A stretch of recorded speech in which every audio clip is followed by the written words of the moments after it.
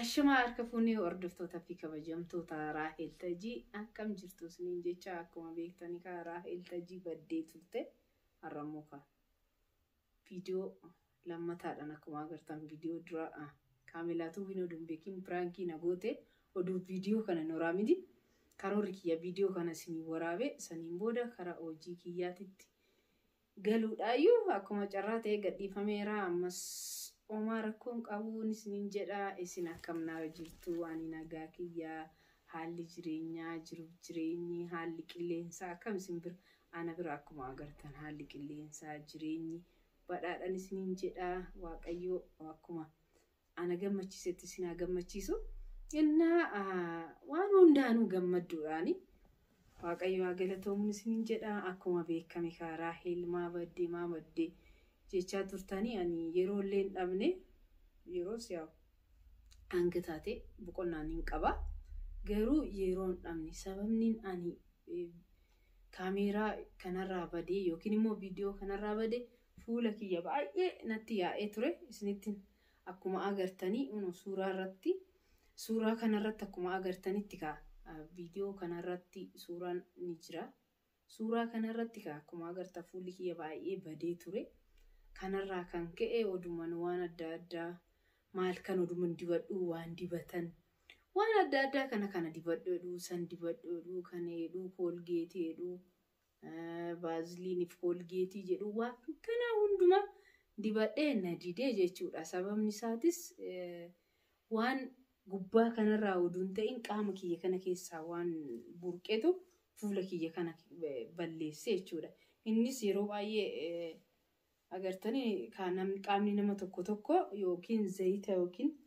dibata qaamasaa kan shaffaxotu jira kun immoo kan teechisu jira dibanni qaama kiyya keessa guutee waan jiru kara fuula kiyyaatitti bahee jedhame dhiiga laalamee maal jedheetinan achumaan qorichi naa barreeffame kara mana yaalaa dhaqee akkasitti qoricha isa fudhadhee yeroo baatii 7 na ajajame ani garuu baatii 7 fudhanne sababni isaa qorichi isaa cimaadha bishaan sirriitti dhuguu qabdu deebsitii aduu irratti deemuu hin dandeessanii kan akka ibiddaa kana baay'ee nama dhowwaa ani immoo ibidda akkuma beekamu hordoftoonni fi kabajamtoonni kiyya akkuma beekamu nyaatan dalaga yeroo baay'ee ani qulqullina hin danda'usi dalageetis hin beeku surmaani biyya kana dhufnaan kanarraa kan ka'e bakka nyaata sawwaan dalaguuf inuma natti caalaa dhufee aduurra yeroo tokko nin baa kanarraa kan ka'e bakka aduurratti illee maalirratti kanarraa waanan dhiyeessee badeef fuulli kiyyaa amma yeroodhaaf akkuma agartan kana baay'ee gaarii jira amma baatii 4 qoricha fudhadhee dadhabeetinan xiqqoo coggaaraan na dhukkubee gidduudhaan addaan kuteera garuu qorichi kun baay'ee gaarii baay'ee cimaadha qaama namaatiif immoo qaama namaa qulqulleessuuf qibaatii yookiin immoo dibata qaama namaa keessa jiru shaffaxuudhaaf tokkoffaadha kanaaf wanti nani badeef kanaaf isin jedha hordoftoota fi kabajamtoota kiyya gizee tokko ka haalli jireenyaa akkanti malee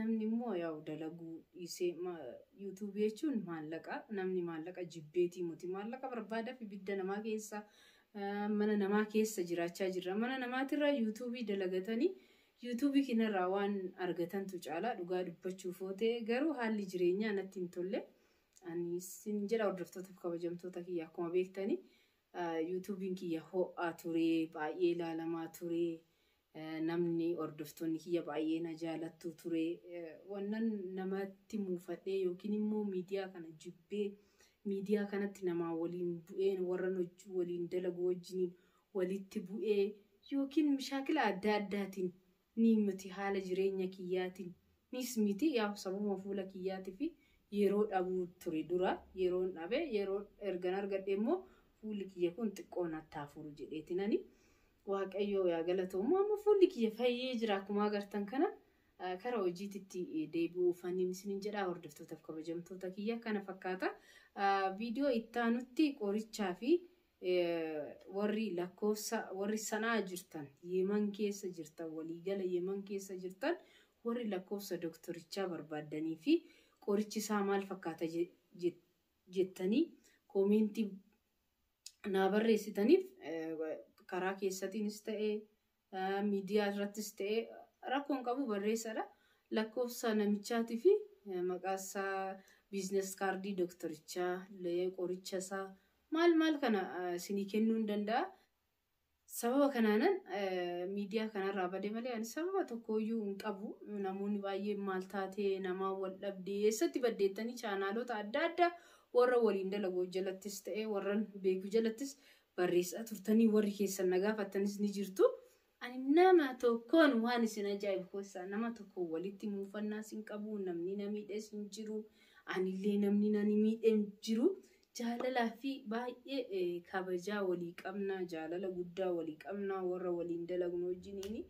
Malee wanti isaanii walitti na buusee yookiin immoo miidiyaa kanarraa na balleessee hin jiru.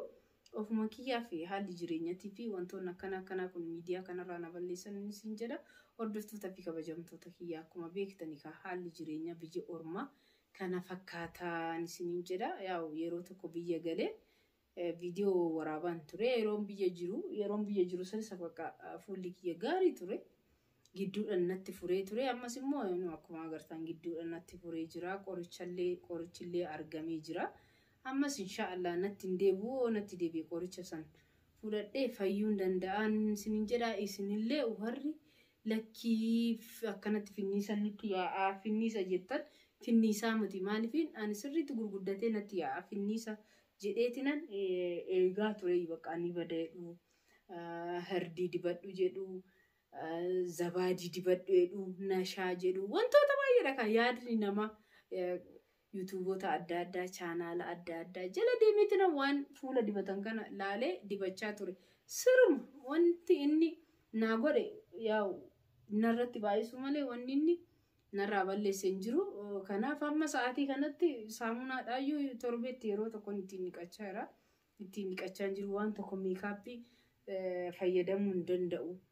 Kanaaf maaliifin kana wanni isaan ajajan baaziliinaa fi bakka saamunaa doofiidha. Kanarraa wanni nan ittiin dibadhu yookiin fayyadamu jiru. Maaliif wanti keessi kiyya qibaatii waan qabuuf yoon kana fayyadame ol yaa'a jechuudha fuulli kuni fuula kiyyarraa.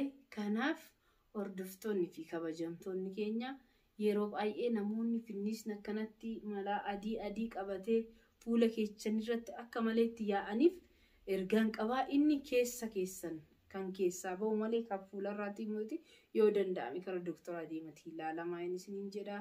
Kanaaf kana fakkaataa viidiyoo har'a qabu. Haasaa isinittiin dheeressu daqiiqallee isinittiin dheeressu yaadniin ani qabadhee dhufe kana fakkaataa hordoftootaa fi kabajamtoota Raahel Tajii. Akkuma beekamu chaanaalli kiyya Raahel Tuubii ture.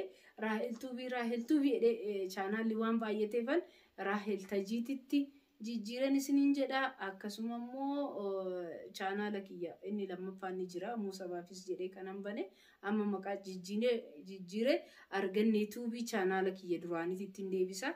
Kanaaf chaanaaloota kana yeroon viidiyoo irratti gadhiisu like, share, subscribe gochuu hin dagatinaan isiniin jedha. Hordoftoota fi kabajamtoota kiyya nageenyiif jaalalli Waaqayyoo bakka jirtan hundatti isiniif haa baay'atu jecha viidiyoo kiyya fi sagantaa kiyya har'aa asumarratti xumure.